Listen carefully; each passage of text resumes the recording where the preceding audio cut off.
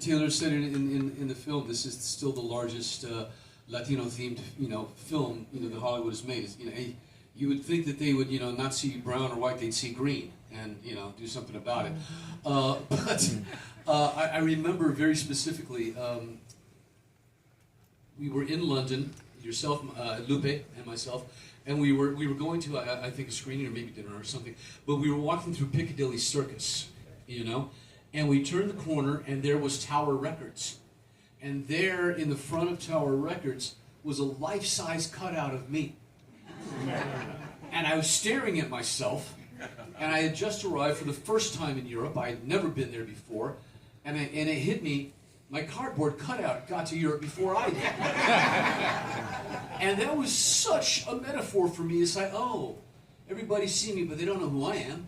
And, the cardboard cutout precedes me, and it reminds me of a wonderful story that, Danny Valdez, who was literally like my tío, when we were shooting the film, the night before it opened, and we were starting to get that sense that this thing just might hit.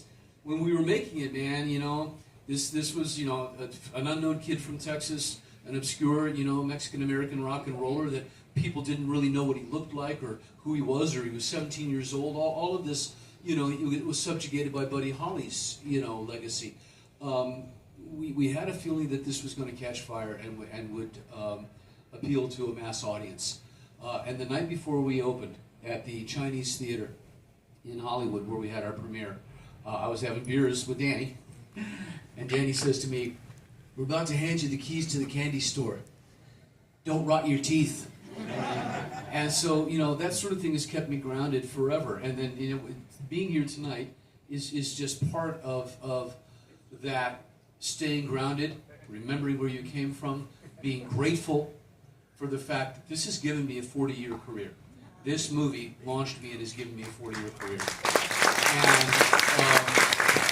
it's because of this man right here. And Phil Esparza, who found me in Texas with Junie Lowry. I mean, you had a big black cowboy hat. I remember you to this day. Very intimidating. But the one thing that I will say about what David has done, and I think could not be overstated, David is giving flowers to Luis almost 40 years too late, but he's doing it. I don't think Luis got the kind of recognition that he truly deserved at that time. I don't think Hollywood grasped the fact that this man was such a trailblazer, such a pioneer. He had done something that nobody else in Hollywood had done at that point in time. And he did it not by homogenizing himself